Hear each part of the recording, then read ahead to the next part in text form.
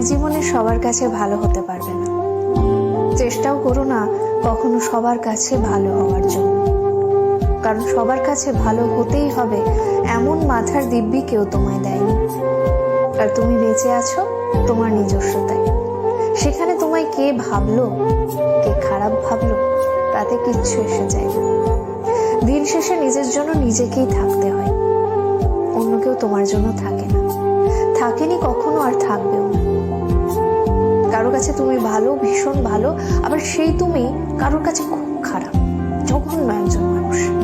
সেটা কেমন করে হয়? প্রশ্নটা মনের মধ্যে আসতেই পারে।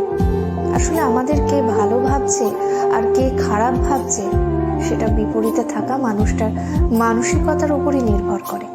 সেই পরিপ্রেক্ষিতে অন্যের মানসিকতার পরিবর্তনের ভার তো তুমি নিতে পারবে না।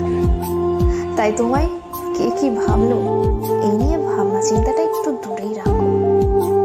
খেয়াল করে দেখলেই বুঝতে পারবে তোমার কথা বলার ধরনে তোমায় কেউ বলবে বাহ বেশ মিষ্টি ভাষী, আবার কেউ বলবে কি ন্যাকারে বাবা।